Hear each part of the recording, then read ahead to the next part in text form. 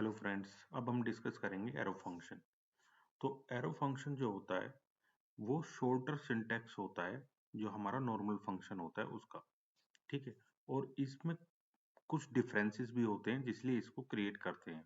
ठीक है। Shorter shorter syntax इसका एक डिफरेंस नहीं है, इसमें कुछ डिफरेंस भी होते हैं, वो हम बाद में डिस्कस करेंगे। पहले इसका सिंटैक्स हम देख लेते हैं।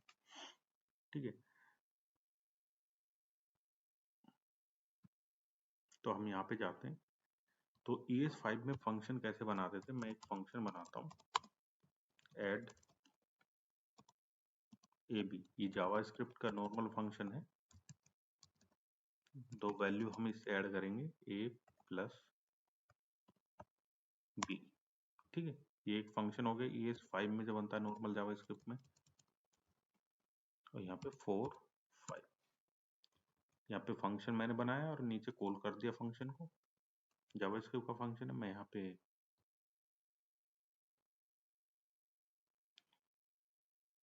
मैं इसको कंसोल में रिटर्न है, यहाँ पे वैल्यू आनी चाहिए लेट एक्स। एक्स में आ गए, इसको कंसोल कर देता हूँ, कंसोल डॉट लॉग एक्स। ठीक है। अब करता हूँ रिफ्रेश, तो देखिए 9 आ गया। ठीक। फिर इसको एक तरीका ये है और एक तरीका इसको लिखने का ये है कि ये तो हो गया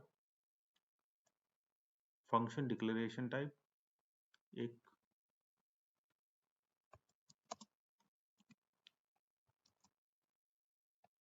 फंक्शन एक्सप्रेशन, ये फंक्शन एक्सप्रेशन। अब हम इस तरीके से देखते हैं, ये भी जावास्क्रिप्ट का ही इस तरीके से बना है कि फंक्शन बना के वेरिएबल में हमने रख दिया ऐड में, और ऐड को इस तरह से यूज कर लिया। देखिए सेम रिजल्ट आएगा। ठीक है। अब इसको एरो फंक्शन में समझते हैं। एरो फंक्शन में क्या होगा, एक तो हमें ये फंक्शन लिखने की जरूरत नहीं है इसमें। ठीक। और यहाँ पे हम एक एरो लगा देते हैं। ठीक है। इस तरह का एरो। और यहाँ पे देखिए इस तरह का एरो नहीं होता है, ये इस तरह का होता है एरो। ठीक है। इक्वल टू वाला। तो जब ये इक्वल टू वाला एरो लगाते हैं तो थोड़ा मोटा डबल इक्वल टू सा लगता है, इस एरो से डबल हो जाता है, तो इसको फैट एरो फंक्शन भी बोलते हैं, फैट एरो फंक्शन। अब देखते हैं ये बन गया, बस इतना सा चेंज, हमने फंक्शन हटाया है और यहाँ पे एरो लगा दिया। ठीक है। अब ये एरो फंक्शन हो गया किसका, ES6 का एरो फंक्शन। देखिए 9 9 आ रहा है। अब इसका और क्या एडवांटेज है, और ये एडवांटेज है कि हम इसको एक ही लाइन में लिख सकते हैं यहाँ पे इस तरह से। ठीक है। और अगर हम इसको भी हटाएं और रिटर्न को भी हटा दें, देखिए मैंने रिटर्न हटा दिया और फिर भी ये सेम रिजल्ट दे रहा है। यानी कि रिटर्न हटाने के बाद भी ये रिटर्न कर रहा है A+B, यानी कि इम्प्लीसिट इम्प्लीसिट ये रिटर्न करेगा ही करेगा। और जो हमारा नॉर्मल फंक्शन होता है, जो नॉर्मल फंक्शन है, जैसे हमारा ये ऐड है AB। ठीक है। इसमें अगर हम A+B ऐसे छोड़ दें और रिटर्न ना करें, फिर क्या होगा, ये रिटर्न नहीं करेगा। देखिए अनडिफाइंड। तो एक डिफरेंस ये आता है इसके अंदर कि ये एरो फंक्शन इम्प्लिसिट रिटर्न करता ही करता है, और इसमें हमें रिटर्न एक्सप्लिसिट करना पड़ता है तब रिटर्न करेगा। ठीक है। एक डिफरेंस तो ये हो गया। तो ये तो था हमारा एरो फंक्शन, जिसका सिंटैक्स मैंने दिखा दिया है किस तरह से हम यूज करेंगे अगर हमारे एक से ज्यादा एक्सप्रेशन है। ठीक है। यहाँ पे इस तरह हम करेंगे A+B, और कोई भी लॉजिक मान लीजिए यहाँ लिखना है, मान लीजिए काफी, तो यहाँ पे अपने लॉजिक लिख लेंगे हम। ठीक है। और अगर एक ही लाइन है हमारी, तो बिना रिटर्न कीवर्ड के भी हमारा काम चल जाएगा, बिल्कुल शॉर्टर सिंटैक्स। ठीक। अब इसमें देखेंगे हम डिफरेंसेस क्या क्या होते हैं। एक डिफरेंस तो मैंने बता दिया इसको कि इम्प्लिसिट इसमें रिटर्न होता ही होता है, और उसमें रिटर्न हमें एक्सप्लिसिट करना पड़ता है नॉर्मल फंक्शन में। ठीक। अब हम देखते हैं, मैं गया यहाँ पे, तो यहाँ पे मैंने देखिए कुछ डिफरेंस ले रखे हैं। सबसे पहले हम दिस डॉट वैल्यू, जहां जहां दिस डॉट वैल्यू करते हैं उसका डिफरेंस मैं दिखाऊंगा आपको। तो इवेंट हैंडलर, जब भी हम देखिए event add event listener use करते हैं तो वहां पे एरो फंक्शन नहीं लेंगे। ठीक है, ये मैंने एक एग्जांपल ले रखा है। देखिए यहाँ पे इनपुट टाइप टैग्स और नेम है यूजर नेम, आईडी है यूजर नेम। तो ये मैंने इनपुट टैग्स पहले से बनाया हुआ है। मैं सिर्फ ये कोड कॉपी करता हूँ और यहाँ पे जाके जो मेरा स्क्रिप्ट टैग है यहाँ पे रखता हूँ। ठीक है, ये हुआ। यहाँ पे देखिए पहले से ही यहाँ पे एक इनपुट टाइप बनाया हुआ है मैंने यूजर आईडी से। यहाँ पे क्या डॉक्यूमेंट क्वेरी सेलेक्टर से, और क्वेरी सेलेक्टर में मेरा है आईडी, यूजर आईडी। यहाँ पे user name dot event listener की अप, जब भी मैं इस इनपुट फील्ड में यहाँ पे की अप करूंगा, ठीक है, तो ये मुझे यहाँ पे कंसोल में प्रिंट करके देगा। ये मैंने कर रखा है। और यहाँ पे जो मैंने यूज किया है वो एरो फंक्शन यूज किया है। ठीक है, तो देखते हैं कंसोल में दिस डॉट वैल्यू में क्या आता है। रिफ्रेश करता हूँ पहले इसको, अब टाइप करता हूँ। देखिए अनडिफाइन आ रहा है। अनडिफाइन, अनडिफाइन क्यों आ रहा है? एक डिफरेंस ये है अनडिफाइन आने का कि मैं इस वैल्यू को हटाता हूँ कि ये मुझे इस इनपुट का इस इनपुट का रेफरेंस नहीं दे रहा है, ये मुझे दे रहा है विंडो का रेफरेंस। मतलब अभी फिर से रिफ्रेश करता हूँ। देखो देखो विंडो आ रहा है ना, विंडो का जो ऑब्जेक्ट होता है वो सारा आ रहा है। मतलब इसका जो ये फंक्शन, ये जो इसका फंक्शन है ऐड इवेंट लिसनर, ये किस स्कोप में है, यानी कि जो इसका लेक्सिकल स्कोप होगा वही इस दिस का लेक्सिकल स्कोप होगा। एरो फंक्शन का कोई भी दिस रेफरेंस नहीं होता। ये अपने पेरेंट का कह सकते हैं, पेरेंट का या जिसके अंदर ये है उसका रेफरेंस यूज करता है। ठीक है, अब मैं अगर इसको चेंज कर दूं नॉर्मल फंक्शन में, ठीक है, अब मैं इसको रिफ्रेश करता हूँ तो देखिए इनपुट आ रहा है। अब विंडो नहीं आया, क्यों? क्योंकि नॉर्मल फंक्शन अपना रेफरेंस रखता है, अपना दिस रखता है। जब अपना दिस रखेगा तो ये की क्या पॉइंट हो रहा है, ये ऐड इवेंट किस पे चला है, ऐड इवेंट इस इनपुट पे चला है, तो ये इनपुट दे रहा है। अब हम इस इनपुट की वैल्यू निकाल सकते हैं।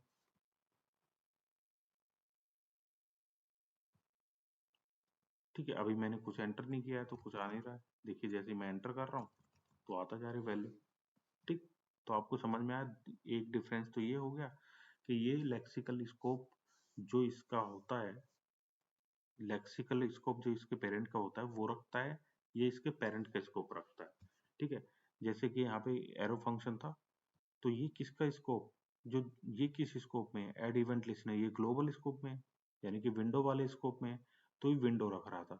अब जैसे ये मेरा नॉर्मल फंक्शन है तो नॉर्मल फंक्शन में ये अपना नॉर्मल फंक्शन का अपना रेफरेंस होता है, दिस अपना रेफरेंस होता है। तो ये किसे पॉइंट कर रहा है, इनपुट, इस इनपुट को, तो इसके पास इनपुट का रेफरेंस है और एरो फंक्शन के पास विंडो का रेफरेंस है। एक एक ये डिफरेंस हो गया। अब नेक्स्ट चलते हैं हम। नेक्स्ट आता है ऑब्जेक्ट में। अब ऑब्जेक्ट में चेक करते हैं हम।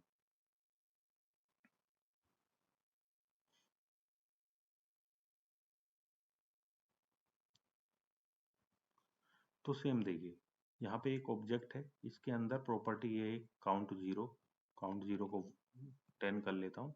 और यहाँ पे एक एरो फंक्शन है नेक्स्ट, जिसमें हम कोशिश कर रहे हैं कि दिस डॉट काउंट, ये जो है दिस डॉट काउंट को प्लस प्लस करके नेक्स्ट 11 आ जाए और करंट में यहाँ पे, करंट में क्या है यहाँ पे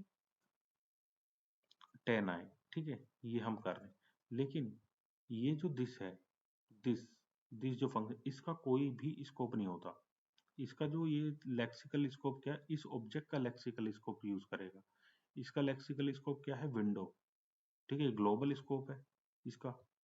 ठीक, तो यहाँ पे अगर मैं इसको देखिए रिफ्रेश करता हूँ तो एन नोट ए नंबर मिल रहा है मुझे। नेक्स्ट ये मैंने कॉल किया है, ये ऑब्जेक्ट से नेक्स्ट निकाला है। ठीक है, अगर मैं इसको हटा देता हूँ यहाँ से, मैं इसको, अगर इसको मैं चेंज करता हूँ नॉर्मल फंक्शन में, रिटर्न, इस तरह से मैंने चेंज किया। अब मैं रिफ्रेश करता हूँ तो मुझे 11 मिल गया। ठीक है, प्लस प्लस हो गया 10 में।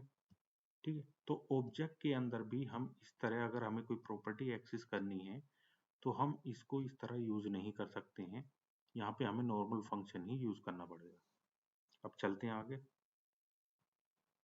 प्रोटोटाइप। तो प्रोटोटाइप तो आपको पता ही है,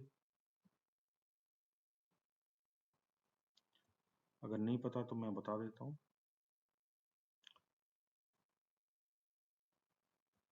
अब जैसे कि हमारा ये कंस्ट्रक्टर फंक्शन बन गया, अगर इसके अंदर हमें कोई भी प्रॉपर्टी ऐड करनी है, ठीक है, सेम पहले वाला ही एग्जांपल है लेकिन यहाँ कंस्ट्रक्टर फंक्शन है, इसमें ऐड करनी है तो हम प्रोटोटाइप से ऐड कर सकते हैं। डायरेक्ट यहाँ पे भी ऐड कर सकते हैं और यहाँ पे नहीं करना तो हम प्रोटोटाइप से ऐड कर सकते हैं।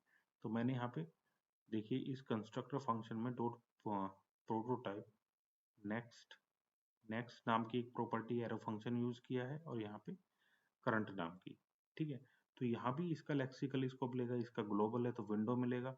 तो इस तरह भी हम यूज नहीं कर सकते हैं। मैं दिखाऊं, सेम अनडिफाइन आ रहा है और जब मैं इसको चेंज कर दूंगा, यहाँ पे करंट लिया है एरो फंक्शन को,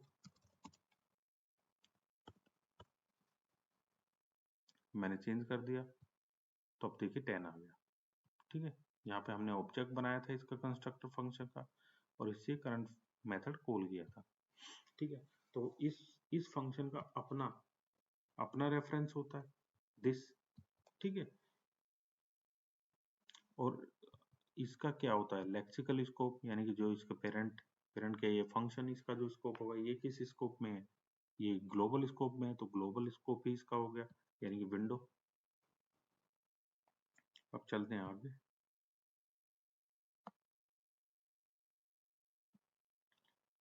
अब एक